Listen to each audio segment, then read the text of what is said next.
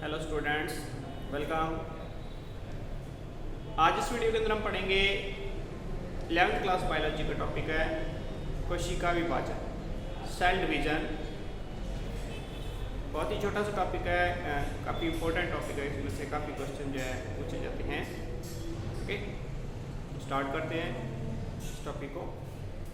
कोशिका विभाजन क्या होता है? कोशिका विभाजन सिंपल सा नाम से स्पष्ट हो रहा है। कोशिका विभाजन, जब एक कोशिका विभाजित होकर के दो कोशिकाओं का निर्माण करती है तो उसको कोशिका विभाजन कहा जाता है। ठीक है, कोशिका विभाजन क्यों करती है?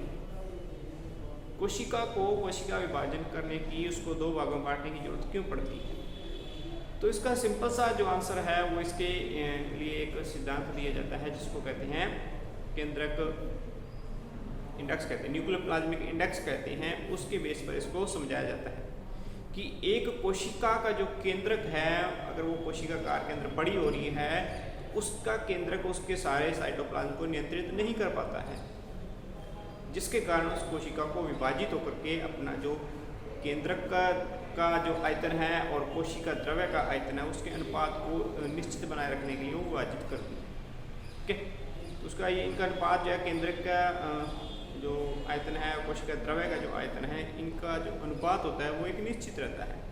जब तक वो एक नियत रहता है तब तक कोशिका जो उसको केंद्रक उसकी कोशिका के कार्यों को कंट्रोल कर लेता है। लेकिन ये अगर ये अनुपात जो है कम होता जाए तो फिर कोशिका को विभाजित होना पड़ता है। विभाजित होकर के वापिस इस न्यूक्लियर प्लाज्मिक इंडेक्स को मेंटेन करती है, जिससे केंद्रक जो है उस कोशिका के कार्यों को कंट्रोल कर लेता है। ठीक है, तो बात करें हम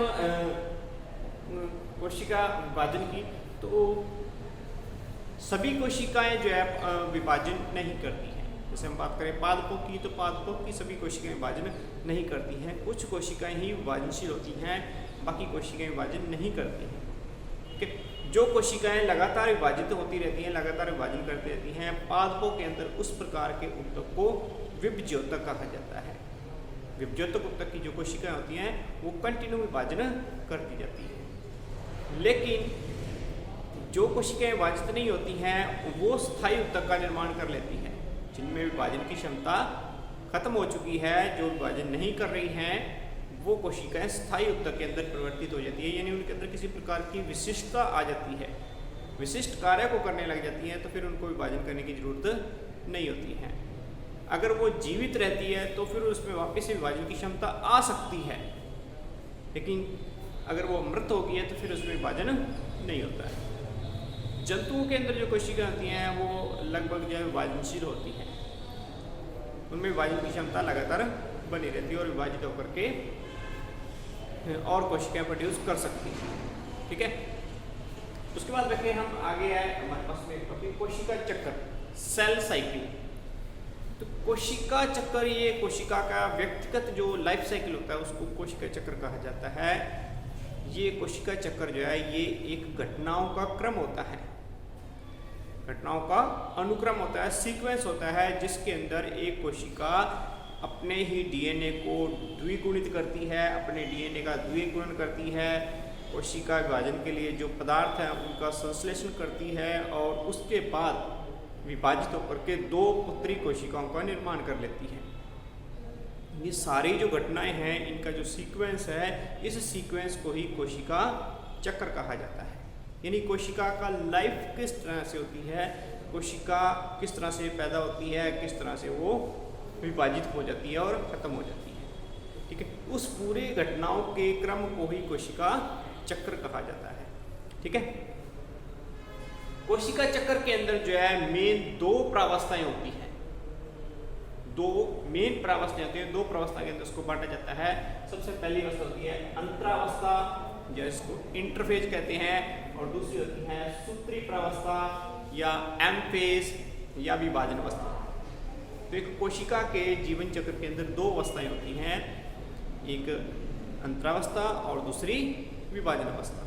तो यहाँ हम देख सकते हैं इसको, तो ये देखिए यहाँ से लेकर यहाँ तक ये इसकी एम प्रावस्था है और ये वाली इसकी अंतरावस्था है। ठीक है, अंतरावस्था जो होती है ये बहुत लंबी होती है, अगर हम एक प्रारूपिक मनुष्य की कोशिका की बात करें तो प्रारूपिक मनुष्य की कोशिका को विभाजित होने के अंदर 24 घंटे का समय लगता है। 24 घंटे के अंदर ये कोशिका विभाजित हो जाती है, यानी लाइफ साइकिल जो उसका कोशिका का 24 घंटे के अंदर कंप्लीट हो जाता है। लाइफ साइकिल उसका 24 घंटे के अंदर कंप्लीट हो जाता है। और इस 24 घंटे के अंदर 23 घंटे तो इंटरफेज अवस्था चलती है और 1 घंटा एम फेज चलती है। ठीक है, यानी इतनी छोटी होती है एम फेज। इंटरफेज बहुत अधिक लंबी होती है और एम फेज बहुत छोटी होती है। अब ये फिक्स नहीं है कि सभी कोशिकाओं का जीवन चक्र जो है वो 24 घंटे का ही होगा, 24 घंटे में ही विभाजित हो जाएगी। ये एक जीव से दूसरे जीव में और एक कोशिका से दूसरी कोशिका के अंदर बदल जाता है। ठीक है, इसी तरह हम जीवाणु की बात करें, जीवाणु की कोशिका जो होती है वो 90 मिनट के अंदर ही विभाजित हो जाती है। जो मनुष्य की कोशिका 24 घंटे में विभाजित होती है और जीवाणु की कोशिका 90 मिनट के अंदर ही विभाजित हो जाती है। ठीक है, तो इस तरह से ये जो समय है इसका विभाजन का वो जीव पर डिपेंड करता है, कोशिका पर डिपेंड करता है। अब बात करें कोशिका चक्र की प्रावस्थाओं की, तो 2 प्रावस्थाएं हैं, एक इंटरफेज है और एक विभाजन फेज है। ये अल्टरनेट चलती रहती हैं। इंटरफेज आएगी, इंटरफेज के बाद विभाजन अवस्था आ जाएगी, विभाजन अवस्था के बाद वो जो कोशिका विभाजित हो गई है उसके लिए वापस से इंटरफेज आ जाएगी, फिर विभाजन आ जाएगी, फिर इंटरफेज आ जाएगी। तो इस तरह से ये सीक्वेंस इनका चलता जाता है। इंटरफेज अवस्था जो है इसको आगे फिर 3 प्रावस्थाओं के अंदर बांटा गया है। 3 प्रावस्था इसके अंदर G1, S और G2, G1, S और G2 3 प्रावस्था के अंदर इसको बांट देते हैं। पहली अवस्था है जीवन अवस्था। जीवन या इसको फर्स्ट गैप फेज कहा जाता है। फर्स्ट गैप फेज कहा जाता है। जैसे हम याद रख सकते हैं कि ये एम फेज है, एम फेज के बाद ये जीवन अवस्था स्टार्ट हो गई है। यानी जो पुरानी विभाजन अवस्था थी उसके जस्ट बाद जो शुरू होने वाली अवस्था है उसको जीवन अवस्था कहा जाता है। तो ये इंटरफेज अवस्था की पहली प्रावस्था होती है। सबसे पहला पॉइंट इसका क्या है कि जो जीवन अवस्था है ये इंटरफेज अवस्था की सबसे पहली प्रावस्था होती है। दूसरी बात है कि ये इस इंटरफेज अवस्था की सबसे लंबी प्रावस्था होती है। सबसे बड़ी प्रावस्था होती है, सबसे लंबी प्रावस्था होती है। तो इसे हम ग्राफ के अंदर देख सकते हैं। तो ये जीवन का जो ग्राफ है वो सबसे बड़ा है। ठीक है, इसको हम और अच्छा एक्सप्लेन करें तो ऐसे भी इसको कर सकते हैं। तो जीवन जो है ये बहुत बड़ी प्रावस्था होती है। ठीक है, सबसे बड़ी प्रावस्था होती है जीवन प्रावस्था। और इसी प्रावस्था के अंदर ही कोशिका ये डिसाइड करती है कि उसको विभाजन करना है या नहीं करना है। ठीक है, यहाँ कोशिका ये डिसाइड कर लेती है कि विभाजन करना है या नहीं करना है। अगर कोशिका ने विभाजन करना है तो ये अवस्था आगे कंटिन्यू हो जाती है, और अगर विभाजन नहीं करना है तो ये जीवन अवस्था जो है ये G0 अवस्था के अंदर रुक जाती है। ओके, तो ये G1 जो है वो G0 के अंदर चली जाती है, इस फेज के अंदर जाकर के रुक जाती है। अब ये कोशिका विभाजन नहीं करती है। ठीक है, अगर इसको वापस से जरूरत पड़ी तो ये जीवन के अंदर चेंज हो सकती है और कोशिका विभाजित हो सकती है, दोबारा से विभाजन उसमें स्टार्ट हो सकता है। और अगर यहाँ पर इसने डिसाइड कर लिया कि विभाजन करना है तो फिर आगे कंटिन्यूस विभाजन करना ही पड़ता है। अब जीवन प्रावस्था के अंदर क्या कुछ होता है, क्या चेंजेस आते हैं कोशिका के अंदर, तो वो है ये हमने लिख रखे हैं कि इस प्रावस्था के अंदर जो है गुणसूत्र वो स्पष्ट रूप से दिखाई देते हैं। इंटरफेज अवस्था के अंदर गुणसूत्र कहीं भी दिखाई नहीं देते हैं। इस अवस्था के अंदर जो भी अनुवांशिक पदार्थ होता है वो क्रोमेटिन मटेरियल की फॉर्म के अंदर होता है, क्रोमेटिन जाल की फॉर्म के अंदर होता है। ठीक है, गुणसूत्र की रूप के अंदर यहाँ पर नहीं मिलता है। दूसरा है कि एक जो अवस्था होती है उपापचय रूप से सक्रिय अवस्था होती है, इसमें जो है काफी सारे जो है जैविक क्रियाएं चलती रहती हैं। और अगला पॉइंट है कि जो डीएनए का द्विगुणन है, क्योंकि कोशिका विभाजित हो रही है तो कोशिका विभाजित हो रही है तो दोनों कोशिकाओं के लिए डीएनए की जरूरत पड़ेगी। दोनों कोशिकाओं के अंदर अनुवांशिक पदार्थ जाएगा और समान मात्रा में जाएगा। तो एक कोशिका उसके अंदर एक कोशिका के लिए तो अनुवांशिक पदार्थ है तो दूसरी कोशिका के लिए अनुवांशिक पदार्थ जो बनाना पड़ता है। तो वो दूसरी कोशिका के लिए जो अनुवांशिक पदार्थ बनाना है उस सभी की तैयारियां इसी प्रावस्था के अंदर होती हैं। तो डीएनए की द्विगुणन के लिए जो भी सामग्री चाहिए, जो भी नाइट्रोजन शार्क चाहिए, जो फॉस्फेट चाहिए, या फिर जो शुगर चाहिए, पेंटो शुगर चाहिए, तो वो सारी प्रोटीन का, एंजाइम का, सबका जो है संश्लेषण यहाँ पर किया जाता है। ठीक है, तो प्रोटीन है, आरएनए है, डीएनए निर्माण के लिए जो भी सामग्री है, नाइट्रोजन शार्क है, पेंटो शुगर है, इन सब का संश्लेषण जो है इस जीवन अवस्था के अंदर किया जाता है। यहाँ पर डीएनए का द्विगुणन नहीं होता है, डीएनए डबल नहीं होता है, डीएनए का रेप्लिकेशन, डीएनए का प्रतिकृतिकरण नहीं होता है, लेकिन उस प्रतिकृतिकरण के लिए जो भी आवश्यक सामग्री होती है उन सभी की तैयारियां इस अवस्था के अंदर कर ली जाती है। यहाँ सिर्फ तैयारियां होती हैं, निर्माण नहीं होता है। ठीक है, तो ये सारे प्रोसेस जो है, ये सारी घटनाएं जो है जीवन अवस्था के अंदर होती है। एक बार से फिर डिवाइड करेंगे इसको, सबसे लंबी प्रावस्था है, सबसे बड़ी प्रावस्था है, पहली प्रावस्था है अंतरफेज की। ठीक है, सूत्र स्पष्ट नहीं होते, क्रोमेटिन जाल के रूप में होते हैं, उपापचय रूप से अधिक सक्रिय होती है ये अवस्था। डीएनए द्विगुणन के लिए जो भी आवश्यक सामग्री है, आरएनए निर्माण के लिए, प्रोटीन निर्माण के लिए जो भी आवश्यक सामग्री है, तो उन सबका जो है निर्माण यहाँ पर कर लिया जाता है। डीएनए का रेप्लिकेशन इस अवस्था के अंदर नहीं होता। तो ये सब कुछ है जीवन अवस्था के अंदर। ठीक है, उसके बाद अगली प्रावस्था आती है जीवन के बाद एस प्रावस्था। ठीक है, तो ये जीवन के बाद ये एस प्रावस्था आ गई, जिसको सिंथेटिक फेज कहा जाता है, संश्लेषण अवस्था कहा जाता है। इस प्रावस्था के अंदर, एस प्रावस्था के अंदर, जिसको संश्लेषण प्रावस्था कहते हैं, इस प्रावस्था के अंदर जो हमने पहले तैयारियां की है जीवन अवस्था के अंदर, उस अवस्था के अंदर जितनी भी तैयारियां की हैं उनको यहाँ इंजाम दिया जाता है। तो इस अवस्था के अंदर डीएनए, आरएनए, हिस्टोन प्रोटीन है, इनका संश्लेषण किया जाता है। डीएनए का, आरएनए का और हिस्टोन प्रोटीन है, और जितनी भी प्रोटीन होती है उनका संश्लेषण किया जाता है। डीएनए का द्विगुणन किया जाता है, रेप्लिकेशन या प्रतिकृतिकरण विधि के द्वारा जो है डीएनए का द्विगुणन किया जाता है, उसका डुप्लीकेशन किया जाता है, यानी डीएनए की 2 कॉपियां तैयार कर ली जाती है। ठीक है, इस विधि के अंदर जो है, इस अवस्था के अंदर, तो इसमें जो है कोशिका के अंदर डीएनए की मात्रा जो है वो 2C से 4C हो जाती है। अगर कोशिका के अंदर पहले डीएनए की मात्रा जो है 2C है तो वो जो है 4C हो जाती है, लेकिन कोशिका की जो प्लॉइडी है उसकी गुणिता है वो द्विगुणित ही और द्विगुणित ही बनी रहती है, वो 4 गुणित नहीं होती है। ठीक है, कोशिका की प्लॉइडी वही बनी रहती है, लेकिन उसके अंदर डीएनए की मात्रा डबल हो जाती है। ठीक है, तो ये इस अवस्था के अंदर होता है। इसके अलावा जो है तारक जो केंद्र होते हैं, जंतु कोशिकाओं के अंदर जो तारक केंद्र पाए जाते हैं, उन तारक केंद्रों का भी विभाजन यहाँ पर इस अवस्था के अंदर हो जाता है, और तारक केंद्रों की संख्या दुगनी हो जाती है, क्योंकि 2 कोशिकाएं बनेगी, दोनों कोशिकाओं के अंदर जो है स्पिंडल फाइबर का फॉर्मेशन करना होगा, और उस स्पिंडल फाइबर के फॉर्मेशन के लिए जो है तारक केंद्रक को भी डबल होना पड़ता है। तो तारक केंद्रक का भी विभाजन हो जाता है और ये भी डबल हो जाते हैं। ये सारे चेंजेस जो है ये एस प्रावस्था के अंदर, यानी संश्लेषण प्रावस्था के अंदर होते हैं। उसके बाद में जो G2 अवस्था है, अगली प्रावस्था है G2 अवस्था, जो कि विभाजन अवस्था की जस्ट पहले वाली अवस्था होती है। विभाजन अवस्था के जस्ट पहले और संश्लेषण अवस्था के जस्ट बाद की अवस्था होती है। इस प्रावस्था के अंदर जो है विभिन्न प्रकार के जो आरएनए है और प्रोटीन है उनका संश्लेषण जो है वो जारी रहता है, उनका संश्लेषण चलता रहता है। ठीक है, तो प्रोटीन और आरएनए का संश्लेषण जो है वो कंटिन्यू रहता है, लेकिन इस प्रावस्था के अंदर डीएनए का जो डुप्लीकेशन हो रहा था, डीएनए का जो प्रतिकृतिकरण हो रहा था, वो बंद हो जाता है। वो सिर्फ संश्लेषण अवस्था के अंदर ही होता है, जीवन अवस्था के अंदर आकर के वो बंद हो जाता है। ठीक है, तो डीएनए का संश्लेषण रुक जाता है, लेकिन प्रोटीन का और जो आरएनए है विभिन्न प्रकार के, उनका संश्लेषण कंटिन्यू रहता है, उनका संश्लेषण जारी रहता है। ये सारे चीजें जो है वो G2 प्रावस्था के अंदर आते हैं।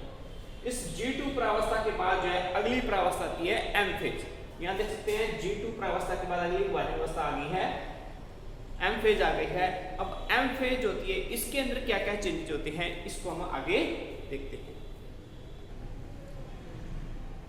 M फेज को जो है 2 भागों के अंदर बांटा जाता है। G2 अवस्था के बाद जो M फेज आती है इसको 2 भागों के अंदर बांटा जाता है। 2 अवस्थाएं इसके अंदर होती है, पहली है केंद्र की विभाजन और दूसरी है कोशिका द्रव्य विभाजन। पहले कैरियोकाइनेसिस होता है, उसके बाद साइटोकाइनेसिस होता है। तो दो प्रावस्था के अंदर इसको बांट सकते हैं, दो भागों के अंदर इसको बांट सकते हैं। सबसे पहले जो केंद्रक प्रावस्था होती है, इस केंद्रक प्रावस्था को फिर आगे 4 भागों के अंदर बांटा जाता है, आगे 4 उप प्रावस्थाओं के अंदर बांटा जाता है। सबसे पहली उप प्रावस्था होती है प्रोफेज। प्रोफेज ये एम फेज की पहली प्रावस्था होती है। इस प्रावस्था के अंदर जो है जो गुणसूत्र होते हैं, जो क्रोमेटिक मटेरियल होता है वो गुणसूत्रों के रूप में चेंज हो जाता है, ठीक है, और केंद्रक झिल्ली केंद्रिका वो लुप्त हो जाती है। तो ये चीज़ इसके अंदर होती है। उसके बाद अगली प्रावस्था होती है मेटाफेज, और उसके बाद एनाफेज और टीलोफेज, ठीक है। ये चारों अवस्थाएं आती है। इसको हम आगे जो है जैसे विभाजन के बारे में पढ़ेंगे तो उसमें डिटेल्स इसको पढ़ेंगे। इसमें ये 4 प्रावस्था होती है, ठीक है। इन चारों प्रावस्थाओं के होने के बाद फिर आगे कोशिका, ये जो उनका अनुवांशिक पदार्थ होता है वो केंद्र का वो 2 भागों के अंदर बढ़ जाता है। केंद्र 2 बढ़ जाती है, और 2 केंद्र बनने के बाद अब कोशिका द्रव्य का विभाजन हो जाता है, और कोशिका द्रव्य का विभाजन होने के बाद वो पुत्री कोशिकाएं बन जाती है। एकमात्र कोशिका 2 पुत्री कोशिकाओं के अंदर विभाजित हो जाती है, और इस तरह से इसका जो है कोशिका चक्र कंप्लीट हो जाता है, ठीक है। तो ये है कोशिका चक्र और उसकी प्रावस्था के बारे में। इसके बाद आगे हम देखते हैं विभाजन के बारे में। विभाजन के प्रकार क्या होते हैं और कैसे कैसे होते हैं। कोशिका विभाजन के प्रकार, तो हमारे पास जो है कोशिका विभाजन के 3 प्रकार हैं। 3 प्रकार का कोशिका विभाजन जो है जीवों के अंदर पाया जाता है। सबसे पहला है समसूत्री विभाजन, समसूत्री कोशिका विभाजन। समसूत्री कोशिका विभाजन क्या होता है? ऐसा विभाजन होता है जो कि कई कोशिकाओं के अंदर पाया जाता है। सबसे पहली बात कि ये कई कोशिकाओं के अंदर पाया जाता है, और इस प्रकार के विभाजन के अंदर पुत्री कोशिकाओं के अंदर गुणसूत्रों की संख्या समान रहती है। पुत्री कोशिकाओं के अंदर गुणसूत्रों की संख्या जो है वो मात्र कोशिका के समान रहती है, इसलिए इसको समसूत्री प्रकार का विभाजन कहते हैं। अगर हम बात करें मनुष्य की, तो अगर मनुष्य की कोशिका इकाई कोशिका है, उसके अंदर 46 क्रोमोसोम है, तो उसके विभाजन के समसूत्री विभाजन के बाद जो पुत्री कोशिकाएं बनेगी उनमें भी गुणसूत्र की संख्या 46 ही रहेगी, ठीक है। इस प्रकार के विभाजन को समसूत्री विभाजन कहा जाता है, और ये विभाजन जो है कई कोशिकाओं के अंदर होता है। जो सामान्य कोशिकाएं कई कोशिकाएं होती हैं उनके अंदर इस प्रकार का विभाजन पाया जाता है। दूसरे प्रकार का विभाजन है अर्धसूत्री विभाजन। अर्धसूत्री विभाजन, जिसको मियोसिस कहा जाता है, जैसा इसका नाम है अर्धसूत्री, यानी इसके अंदर जो इस प्रकार का जो विभाजन है इसमें गुणसूत्रों की संख्या मात्र कोशिका से आधी रह जाती है। पुत्री कोशिकाओं में गुणसूत्रों की संख्या मात्र कोशिका की आधी रह जाती है, और इस प्रकार का जो विभाजन होता है वो जनन कोशिकाओं के अंदर पाया जाता है, जिससे युग्मकों का निर्माण होता है, शुक्राणु या अंडाणु का निर्माण होता है, जिसमें गुणसूत्रों की संख्या आदि होती है, ठीक है। और वापिस से जब निषेचन होगा तो उससे जाइगोट बनेगा, उसके अंदर वापिस से गुणसूत्रों की संख्या सामान्य कोशिका के बराबर हो जाती है। तो ये जनन कोशिकाओं के अंदर पाया जाता है, और उसके अंदर गुणसूत्रों की संख्या आधी रह जाती है, ठीक है। पुत्री कोशिका में गुणसूत्रों की संख्या मात्र कोशिका की आधी रह जाती है। तीसरा है असूत्री प्रकार का विभाजन। ऊपर वाले दोनों कोशिका विभाजन जो है समसूत्री और अर्धसूत्री, ये यूकैरियोटिक कोशिकाओं के अंदर पाए जाते हैं, पादपों में, जंतुओं में पाए जाते हैं। असूत्री प्रकार का विभाजन जो है ये विभाजन प्रोकैरियोट कोशिकाओं के अंदर, और जो प्रोटोजोआ है उनके अंदर, और कुछ निम्न वर्गीय जो पादप हैं जैसे शैवाल हैं, कवक हैं, उनके अंदर इस प्रकार का विभाजन पाया जाता है, ठीक है। इसमें भी गुणसूत्रों की संख्या तो बराबर रहती है, लेकिन उनका विभाजन असमान होता है। इसमें कोशिका का विभाजन जो है असमान रूप से होता है। गुणसूत्रों की जो विभाजन है वो समान नहीं होता है, और कोशिका द्रव्य का विभाजन भी समान नहीं होता है, यानी रैंडमली इनका विभाजन होता है, पूरी तरह से इक्वल नहीं होता है, ठीक है। उसको असूत्री विभाजन कहा जाता है। इसके अंदर केंद्र की झिल्ली वगैरह ये लुप्त नहीं होते, ठीक है। तो ये आदिम प्रकार का विभाजन है, ये जो है एडवांस टाइप के। तो हम आगे पढ़ रहे हैं सबसे पहले समसूत्री विभाजन के बारे में। समसूत्री विभाजन को हम आगे डिटेल में पढ़ रहे हैं कि कैसे उसके अंदर विभाजन होता है। समसूत्री विभाजन, समसूत्री विभाजन ऐसा विभाजन जिसमें गुणसूत्रों की संख्या पुत्री कोशिकाओं में मातृ कोशिका के समान ही रहती है। ऐसे विभाजन को समसूत्री विभाजन कहते हैं। समसूत्री विभाजन इसको इंग्लिश में माइटोसिस कहा जाता है। और ये माइटोसिस जो टर्म है, माइटोसिस वर्ड जो है, ये डब्ल्यू फ्लेमिंग ने दी थी। माइटोसिस टर्म डब्ल्यू फ्लेमिंग ने दी थी। समसूत्री विभाजन के अंदर हमने देखा था विभाजन अवस्था है तो इसमें दो प्रावस्थाएं पाई जाती है। इसको दो भागों के अंदर बांटा जाता है। पहली केंद्रक विभाजन और दूसरी कोशिका द्रव्य विभाजन। तो सबसे पहले हम पढ़ रहे हैं केंद्रक विभाजन। और इस केंद्रक विभाजन की जो प्रावस्था है उसको आगे 4 उप प्रावस्थाओं के अंदर बांटा गया था। सबसे पहली प्रावस्था थी प्रोफेज प्रावस्था, प्रोफेज उपप्रावस्था। प्रोफेज उपप्रावस्था ये समसूत्री विभाजन की सबसे पहली प्रावस्था है जो कि इंटरफेज अवस्था की G2 अवस्था के जस्ट बाद स्टार्ट होती है। इंटरफेज की G2 अवस्था के जस्ट बाद जो स्टार्ट होती है उस प्रावस्था को प्रोफेज प्रावस्था कहा जाता है। विभाजन अवस्था की सबसे पहली प्रावस्था है ये। इस प्रावस्था के अंदर क्या होता है, इस प्रावस्था में जो गुणसूत्रीय पदार्थ है उसमें संघनन प्रारंभ हो जाता है। जैसे ये प्रावस्था स्टार्ट होती है, गुणसूत्रीय पदार्थ के अंदर जो क्रोमेटिन पदार्थ है उसमें संघनन प्रारंभ हो जाता है, संघनन स्टार्ट हो जाता है, यानी उसमें से जल का त्याग होने लग जाता है और क्रोमेटिन पदार्थ संघनित होने लगते हैं, कुंडलित होने लगते हैं, इकट्ठे होने लगते हैं। ये हम यहाँ देख सकते हैं। अभी ये है प्रोफेज प्रारंभ। अगली प्रोफेज अवस्था है पूर्व जो शुरू की प्रोफेज अवस्था। उस अवस्था में अभी क्रोमेटिन पदार्थ जो है क्रोमेटिन जाल के रूप में उपस्थित है। इसमें धीरे धीरे कुंडलिंग होगी, कॉइलिंग होगी, जल का त्याग हुआ जिससे ये संघनित होंगे। संघनित होकर के धीरे धीरे ये गुणसूत्रों की फॉर्म के अंदर चेंज होंगे, धीरे धीरे गुणसूत्र के रूप में आ जाएंगे। तो हम लास्ट स्टेज के अंदर देख सकते हैं, यहाँ पर ये गुणसूत्र की फॉर्म के अंदर चेंज हो गए। ठीक है, तो ये धीरे धीरे स्टार्ट होता है। तो जब ये प्रोफेज अवस्था खत्म होने वाली होगी तब तक ये गुणसूत्र की फॉर्म के अंदर चेंज हो जाती है। तो सबसे पहला पॉइंट है इसमें, ये गुणसूत्र जो है इसके अंदर चेंज होते हैं। गुणसूत्र जो है 2 क्रोमेटिन का बना हुआ दिखाई देता है। तो यहाँ हम देख सकते हैं कि लास्ट जो प्रावस्था आएगी उसमें गुणसूत्र जो है 2 क्रोमेटिन का बना हुआ दिखाई देने लग जाता है। उसके बाद तारकाय होते हैं। तारकाय जिसका संश्लेषण अवस्था जो थी उसके अंदर तारकाय का विभाजन हुआ था और 2 तारकाय बने थे। वो तारकाय विपरीत ध्रुवों की ओर गति करना प्रारंभ कर देते हैं। यहाँ देखिए ये तारकाय है, 2 जो विभाजन के दौरान बने थे और ये विपरीत ध्रुवों पर पहुंच गए। ठीक है, जो लास्ट प्रोफेज अवस्था आएगी उसमें विपरीत ध्रुवों पर ये पहुंच जाएंगे। केंद्रक और केंद्रिक झिल्ली जो है वो लुप्त होना स्टार्ट हो जाती है। तो यहाँ देखिए ये प्रोफेज की अर्ली प्रावस्था, इसमें अभी केंद्रिक झिल्ली है और केंद्रक है, ये दोनों बने हुए। लेकिन जैसे ही प्रोफेज लास्ट आएगी ये केंद्रक झिल्ली और केंद्रिका जो है ये लुप्त होना स्टार्ट होती है, लगभग जो है लुप्त हो जाती है। देखो लुप्त हुई, केंद्रक झिल्ली है और ये केंद्रिका लुप्त हो जाती है। इसके साथ साथ जो है ये गोल्जी का ये है और ER ये भी लुप्त हो जाते हैं। ठीक है, और क्या होता है इस अंतिम प्रोफेज के अंदर जो है तर्कु तंतुओं का निर्माण जो है वो प्रारंभ हो जाता है। तो इस लास्ट प्रोफेज अवस्था के अंदर तर्कु तंतु जो है इसके अंदर जो ये तारकाय है इनसे तर्कु तंतुओं का निर्माण जो है वो प्रारंभ हो जाता है। तो ये सारे जो चेंजेज है ये प्रोफेज अवस्था के अंदर होते हैं। प्रोफेज अवस्था ये विभाजन अवस्था की सबसे पहली प्रावस्था होती है। इसके बाद ये जो प्रावस्थाएं हैं ये फिक्स नहीं है कि यहाँ से लेकर यहाँ तक ही होती है। ये एक इनको जो है इमेजिनरी बांटा गया है अवस्थाओं के अंदर कि जैसे ही इन जो क्रोमेटिन पदार्थ होता है इनका जैसे ही संघनन स्टार्ट होता है तो वहाँ से प्रोफेज अवस्था स्टार्ट हो जाती है। ठीक है, तो इस तरह से इनको बांटा गया है। इसके बाद इसकी अगली प्रावस्था आ जाएगी प्रोफेज के बाद मेटाफेज प्रावस्था, उप प्रावस्था। अगली प्रावस्था है मेटाफेज प्रावस्था।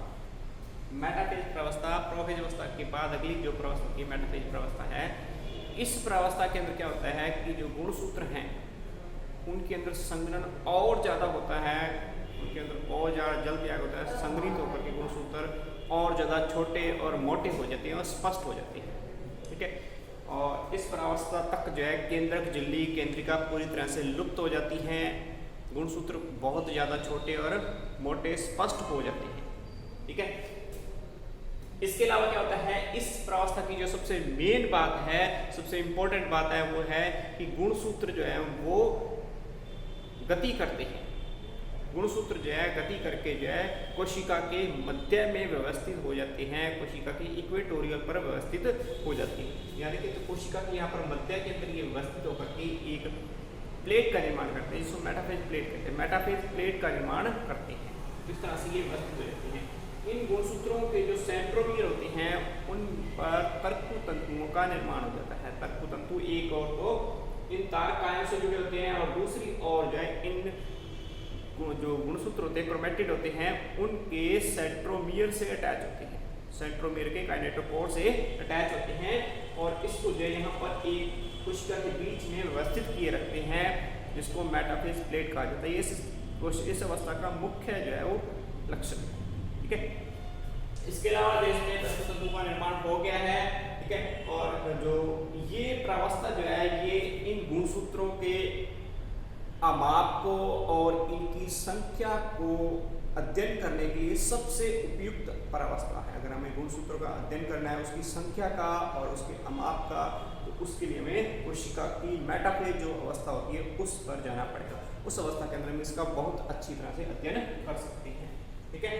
तो ये इस प्रावस्था के अंदर होता है सबसे, ये जो है मेन अवस्था। स्पिंडल फाइबर बन गए हैं, मेटाफेज प्लेट पर ये व्यवस्थित हो गई है।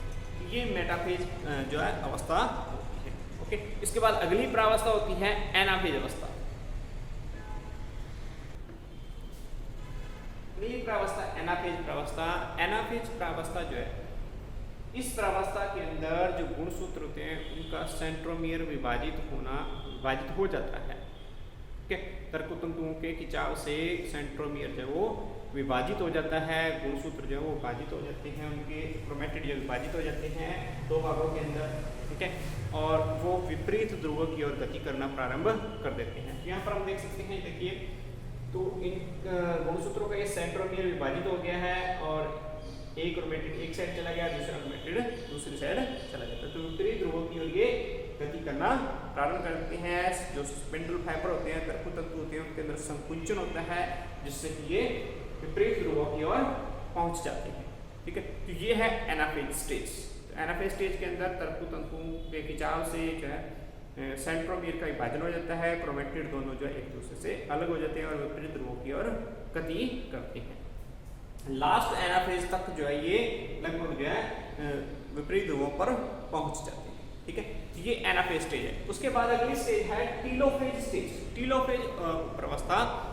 टीलोफेज उप्रावस्था जो होती है ये इस कोशिका विभाजन की, समसूत्री विभाजन की अंतिम प्रावस्था होती है। इसकी जो कैरियोकाइनेसिस है, इसकी लास्ट स्टेज होती है टीलोफेज। और ये स्टेज, ये प्रोफेज अवस्था की जस्ट उल्टी स्टेज होती है। जो कुछ प्रोफेज अवस्था में हुआ है उसका जस्ट उल्टा जो है वो टीलोफेज अवस्था के अंदर होता है, ठीक है।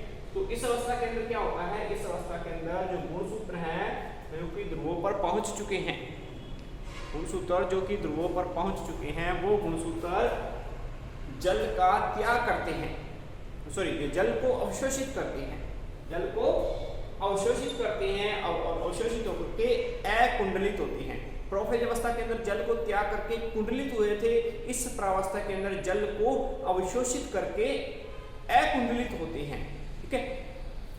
अकुंडलित होते हैं जिससे कि गुणसूत्र जो है पतले और लंबे हो जाते हैं और धीरे धीरे जो है जब तक लास्ट टीलोफेज अवस्था आती है ये क्रोमेटिन जाल के रूप में परिवर्तित हो जाते हैं।